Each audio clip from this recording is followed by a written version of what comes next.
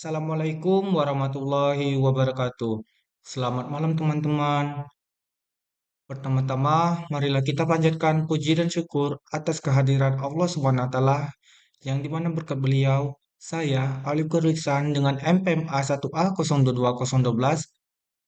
Di sini saya bisa sedikit menjelaskan tentang analisis regresi sederhana, regresi ganda 2 predikator, dan regresi ganda 3 predikator. Baiklah, sebelum kita ke penjelasan, marilah kita membuat data untuk melanjutkannya ke SPPS. Baik, di sini kita pertama-tama membuka aplikasi Excel. Di sini saya sudah membuat data yang dimana di sini kita tulis itu perhatian X1, kemudian kesehatan X2, kemudian prestasi. Di sini saya sudah bikin datanya, teman-teman bisa membuat datanya sendiri secara acak.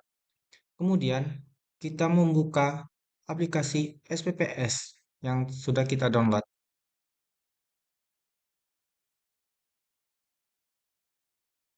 Loading kawan-kawan.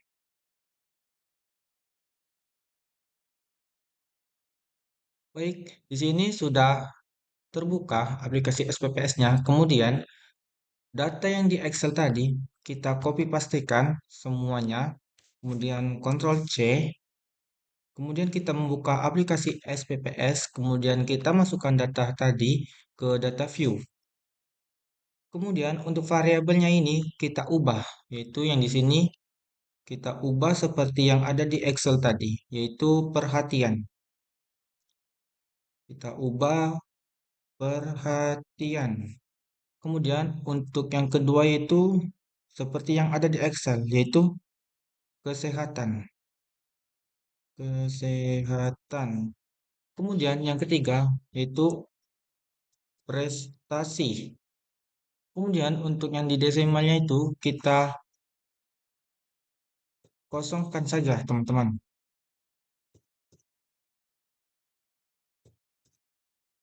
Kemudian untuk labelnya itu kita bikin perhatian X1. Untuk yang kesehatan yaitu kesehatan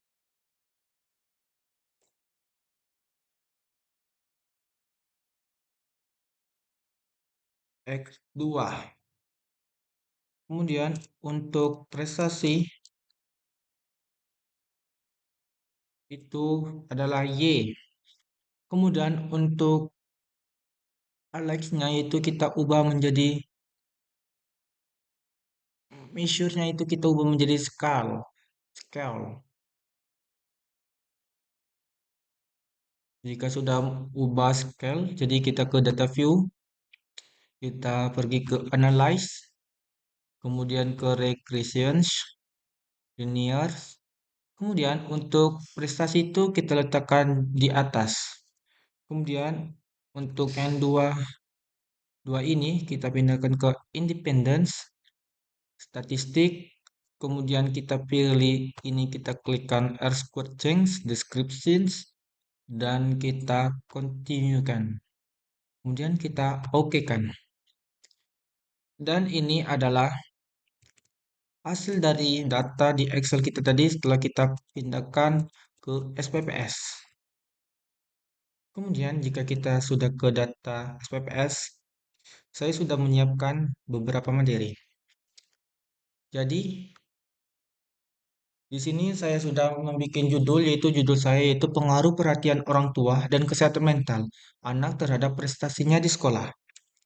Kemudian variable enter atau remove-nya tadi yang data di SPPS tadi dapat kita simpulkan tabel of output variable enters atau removes di atas memberikan informasi tentang variabel penelitian serta metode yang digunakan dalam analisis regresi. Adapun variabel independence yang dipakai dalam analisis ini adalah variabel perhatian dan kesehatan. Sementara variabel dependence adalah variabel prestasi. Analisis regresi menggunakan metode enter.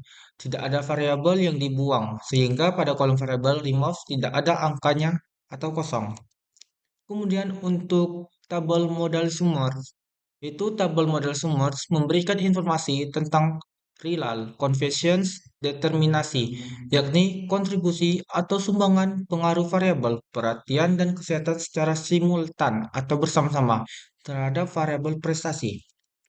Kemudian untuk variabel ANOVA, tabel ANOVA memberikan informasi tentang tidaknya pengaruh variabel perhatian dan kesehatan secara simultan atau bersama-sama terhadap variabel prestasi. Kemudian langkah berikutnya adalah melihat beberapa persen pengaruh yang diberikan variabel perhatian X1 dan variabel kesehatan X2 secara simultan bersama-sama terhadap variabel prestasi atau Y. Dalam hal ini kita mengacu pada nilai R-scores yang terdapat dalam hasil analisis regresi linear berganda, yakni pada tabel model Summers. Di tabel modal Summers kita ketahui ya bahwa R-squares-nya itu adalah 523 atau 523.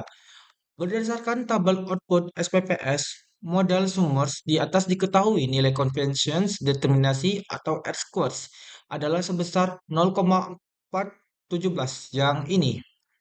Kemudian nilai R-squares itu adalah 0,417 juga yang ini berasal dari pengkuadratan nilai convergence korelasi atau R, yaitu adalah 0,723. 0,723 ini dapat dari nilai R ini. Kemudian dikalikan 0,417 yaitu sama dengan 0,523. Besarnya angka convention determinasi atau R-squares adalah 0,523 atau sama dengan 5,23%. Angka tersebut mengandung arti bahwa variabel motivasi X1 dan variabel minat X2 secara simultan bersama-sama berpengaruh terhadap variabel prestasi Y sebesar 5,23%. Sedangkan sisanya 100%, 5,23% sama dengan 94,77%. Dipengaruhi oleh variabel lain di luar persamaan regresi ini atau variabel yang tidak diteliti. Kemudian, besarnya pengaruh variabel lain disebut juga sebagai error atau E. Untuk menghitung nilai error tersebut, kita dapat menggunakan rumus 1 dikurang R2, besarnya nilai conventions, determinasi, atau R-squares. Ini umumnya berkisar antara 0 sampai 1. Namun demikian, jika dalam sebuah penelitian kita jumpa R-squares bernilai minus atau negatif, maka dapat dikatakan bahwa tidak terdapat pengaruh variabel X terhadap variabel Y. Selanjutnya, semakin kecil nilai konvensien, determinasi, atau R-squares, maka ini artinya pengaruh variabel bebas X terhadap variabel terikat Y semakin lemah. Sebaliknya, jika nilai R-squares semakin mendekati angka 1, maka pengaruh tersebut akan semakin kuat. Di tabel ANOVA, kita sudah mendapatkan F-nya yaitu 4,927, SIG-nya 0,36. Besarnya tabel output ANOVA di atas diketahui bahwa nilai signifikasi atau SIG dan F adalah sebesar 0,00. Karena SIG 0,036 lebih besar daripada 0,05, maka sebagaimana dasar pengatur keputusan dalam uji F dapat disimpulkan bahwa kesehatan X1 dan perhatian X2 secara simultan bersama-sama berpengaruh terhadap prestasi atau Y atau berarti signifikan. Demikian, maka persyaratan agar kita dapat memaknai nilai convergence, determinasi, dan analisis regresi linear berganda sudah terpenuhi. Kemudian untuk tabel confidence memberikan informasi tentang persamaan regresi dan ada tidaknya pengaruh variabel minat dan motivasi secara parsial atau sendiri-sendiri terhadap variabel prestasi. Adapun rumus persamaan regresi dalam analisis atau penelitian ini adalah sebagai berikut. Y dikurang A dikurang B1 kali X1 ditambah B2 dikali 2 atau Y. Kemudian sama dengan 34,16 ditambah 0,435 ditambah 0,221. Angka ini didapatkan oleh bagian B ini. Kemudian berdasarkan keempat output di atas, maka kita dapat membuat ringkasan hasil analisis regresi multiplus seperti gambar di slide selanjutnya. Ini adalah tabel ringkasan analisis regresi multiplus atau berganda. Jadi kita tahu ya bahwa X1 dan X2-nya itu adalah 0,435, 0,221 T hitungnya itu ada 0,18. Dan kita lanjut. Ini adalah tabel ringkasan analisis regresi multiples atau berganda. Jadi kita dapat ketahui ya bahwa X1-nya itu adalah 0,435. Di T hitungnya itu ada 0,1816.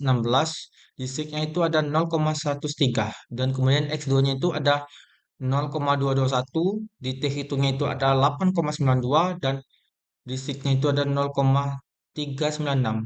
Kemudian F hitungnya itu sama dengan 4,927. R squares-nya itu ada 0,523. Ini didapatkan di tabel-tabel sebelumnya. Kemudian rumusan hipotesis dalam uji F simultan.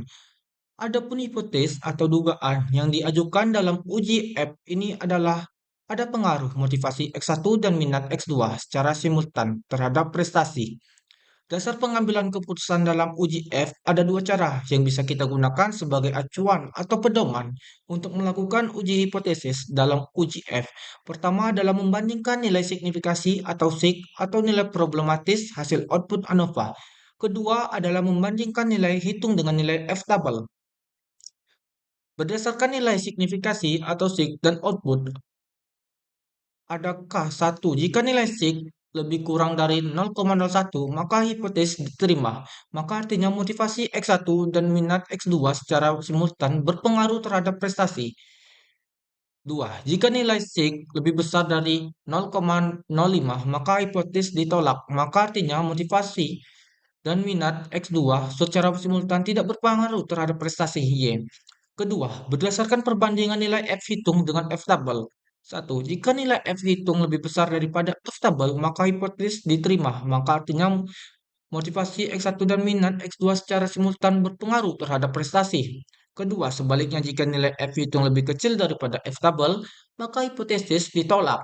Maka artinya motivasi X1 dan minat X2 secara simultan tidak berpengaruh terhadap prestasi Y. Kemudian pengambilan keputusan uji F simultan dalam analisis regresi linear berganda. Ini ada tabel ANOVA dan di sini saya sudah menggariskan F dan angkanya dan sig juga. Ada 4,927 dan signya ada 0,36. 036. Berdasarkan nilai signifikasi sig dari output ANOVA berdasarkan tabel output SPPS di atas, diketahui nilai sig adalah sebesar 0,000 karena nilai sig 0,036 lebih besar daripada 0,05. Maka sesuai dengan dasar pengambilan keputusan dalam uji F dapat disimpulkan bahwa hipotesis diterima atau dengan kata lain kesehatan X1 dan perhatian X2 secara simultan berpengaruh terhadap prestasi Y. Mungkin yang mungkin hanya itu yang bisa saya sampaikan untuk materi tentang analisis regresi sederhana dan regresi ganda dua predikator dan regresi ganda tiga predikator. Saya tutup. Kepada Tuhan saya mohon ampun. Wabillahi taufiq hidayah. Wassalamualaikum warahmatullahi wabarakatuh.